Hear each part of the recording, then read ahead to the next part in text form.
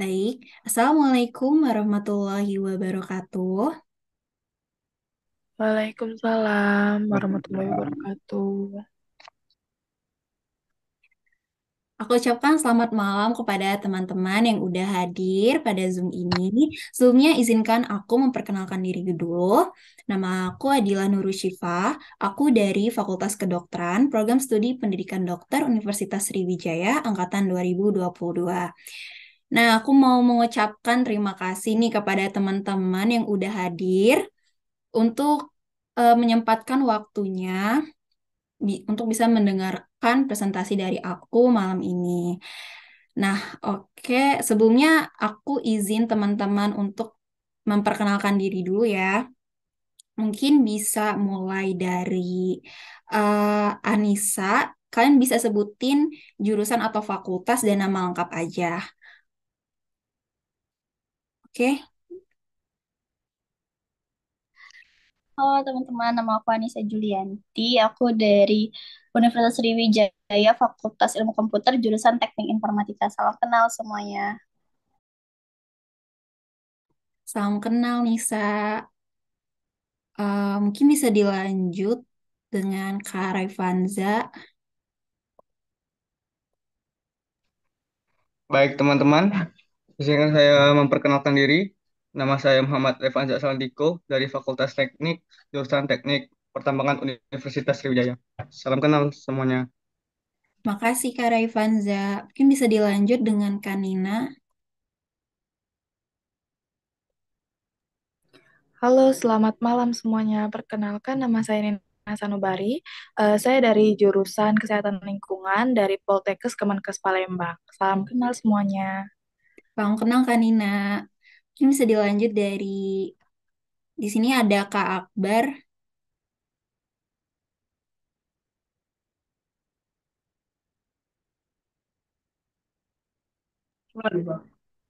Halo, Assalamualaikum. Salam. Perkenalkan, nama saya Muhammad Akbar Kevin dari Universitas Sriwijaya, jurusan Teknik Informatika. Terima kasih Kak Akbar. Mungkin bisa dilanjut sama Kak Aisyah.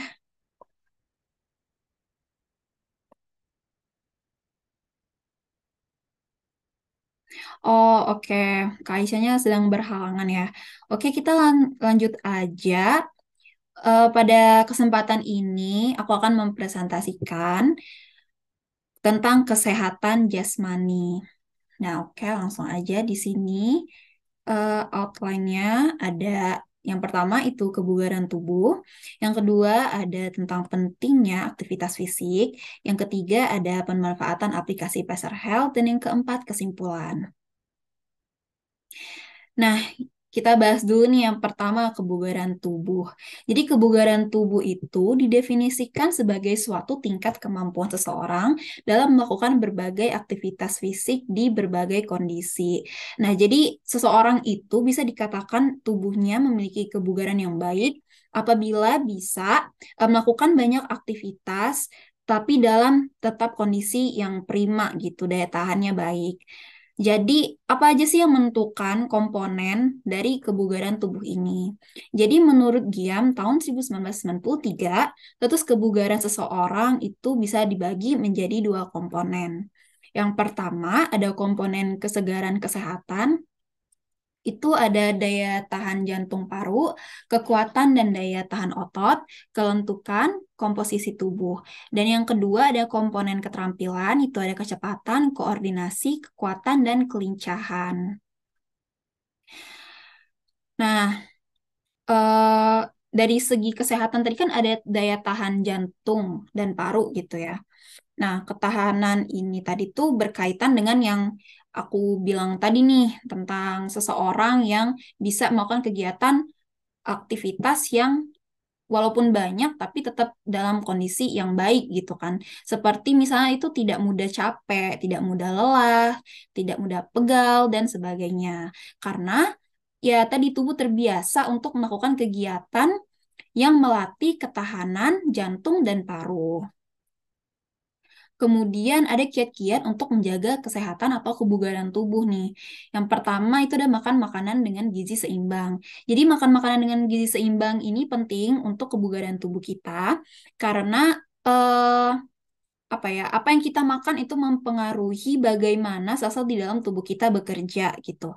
Jadi gizi seimbang ini mencakup karbohidrat, protein, sayur-sayuran, dan juga buah-buahan. Mungkin sangat mudah kita temukan ya dalam kehidupan sehari-hari. Terus ada tidur dan istirahat yang cukup. Nah, tidur dan istirahat yang cukup ini juga penting untuk kebugaran tubuh kita supaya kita melaksanakan kegiatan sehari-hari itu jadi segar gitu kan, jadi semangat. Kemudian ada rutin melakukan olahraga atau aktivitas fisik.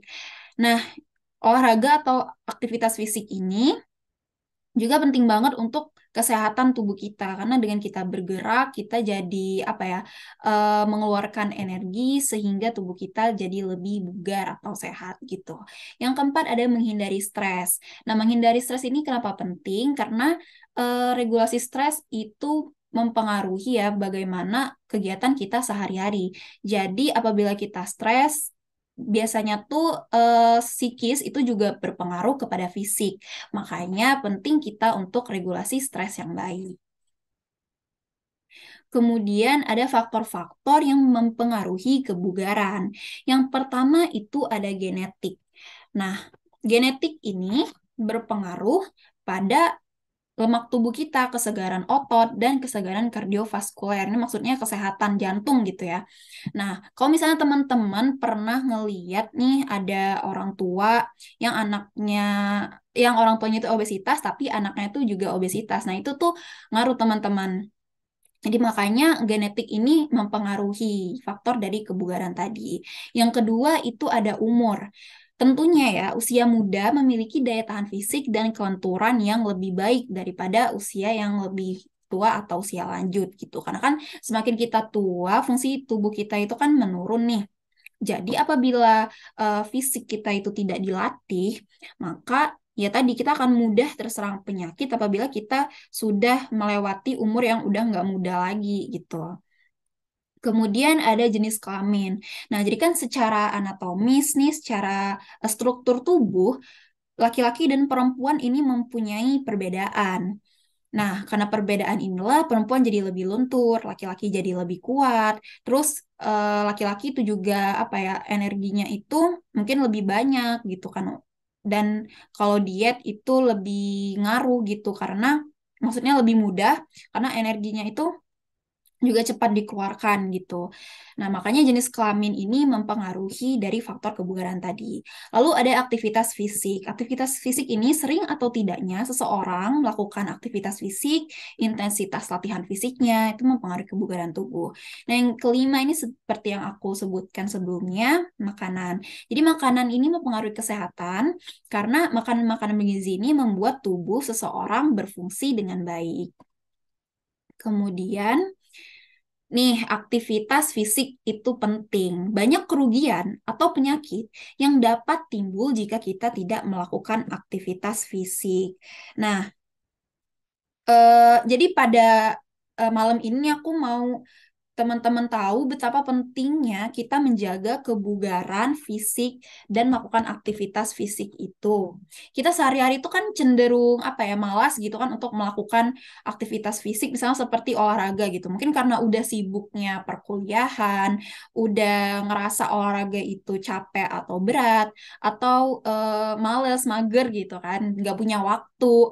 Nah, kali ini kita harus menyadari bahwa banyak manfaat yang bisa kita rasakan dari melakukan aktivitas fisik itu. Dan sebaliknya juga, banyak juga kerugian apabila kita malas melakukan aktivitas fisik. Nah, jadikan pengetahuan tentang pentingnya aktivitas fisik bagi kesehatan adalah faktor yang menentukan seseorang itu melakukan aktivitas fisik atau tidak. Jadi kita tuh cenderung mau melakukan aktivitas fisik kalau kita udah tahu manfaatnya apa dan kita nggak mau melakukannya karena kita belum tahu betapa pentingnya aktivitas fisik ini. Jadi orang yang memiliki pengetahuan dan persepsi yang baik tentang terhadap hidup sehat akan melakukan aktivitas fisik dengan baik karena mereka yakin dampak dari aktivitas fisik ini berpengaruh kepada kesehatan mereka. Oke, jadi apa sih manfaat dari aktivitas fisik?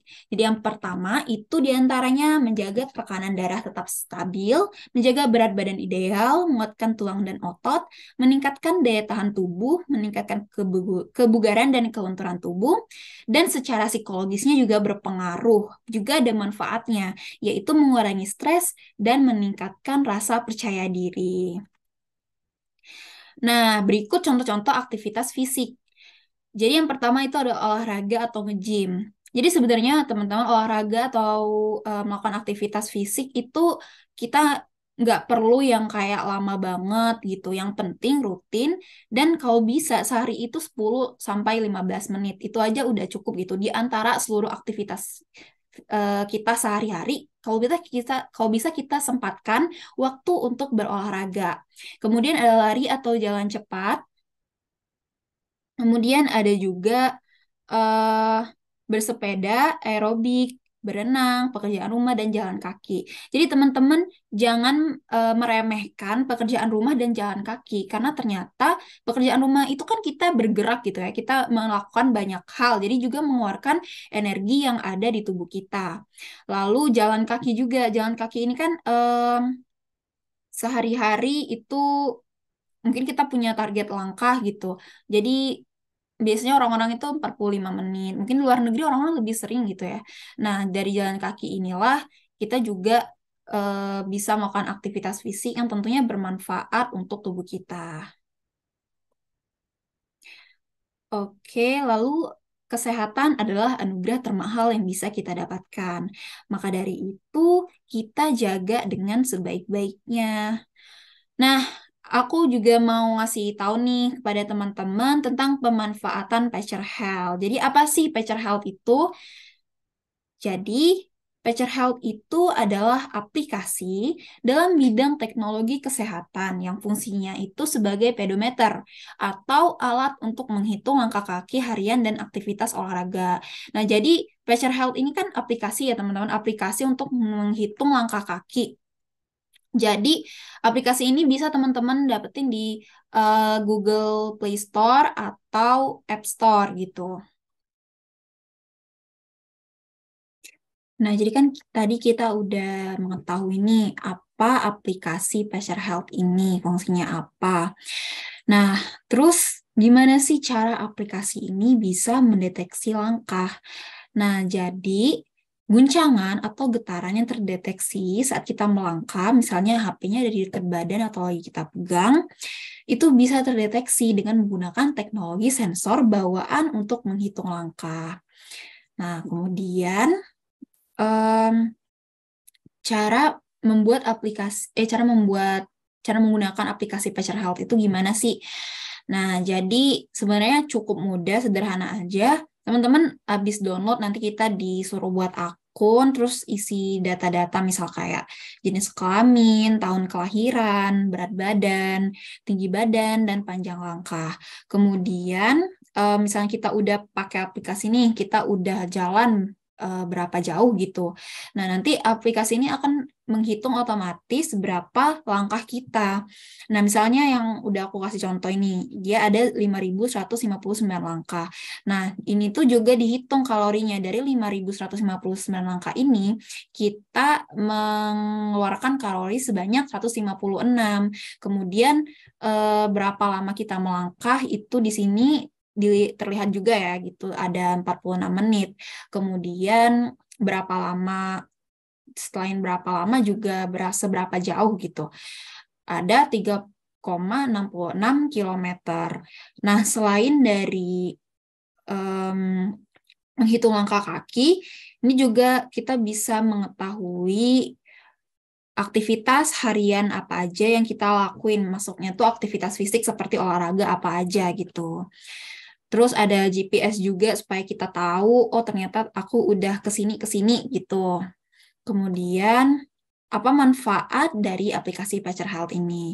Nah, tentunya tadi yang udah aku sebutkan yaitu menghitung langkah kaki harian seseorang lengkap dengan rute dan kalori yang terbakar. Yang kedua itu menyimpan riwayat aktivitas olahraga sehari-hari. Terus sebagai motivasi untuk selalu menggerakkan tubuh. Nah, jadi kan tadi nih yang kita lihat sebelumnya, mungkin teman-teman bisa lihat di sini target langkahnya ada 10.000. Nah, jadi kan ketika kita sudah menentukan target tuh kan, jadi kita berusaha untuk mencapai target tersebut. Nah, makanya ini bisa menjadi motivasi kita untuk menggerakkan tubuh dengan cara melangkah, dengan cara sederhana, yaitu dengan cuman jalan kaki gitu. Lalu aplikasi ini juga menyediakan laporan yang menampilkan jumlah langkah dalam hitungan hari, mingguan, hingga bulanan. Nah, jadi teman-teman udah tahu nih kan apa manfaat dari aplikasi Pacer Health ini. Ini bisa digunakan sebagai apa ya? Untuk kita ngelihat udah berapa banyak langkah kita, yang itu salah satu contoh dari aktivitas fisik tadi.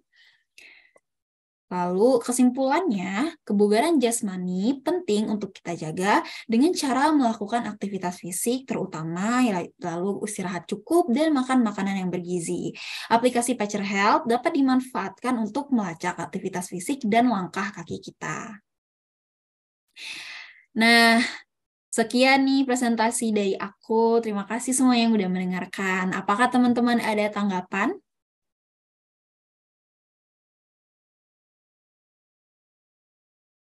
Keren banget. Makasih Kanisa.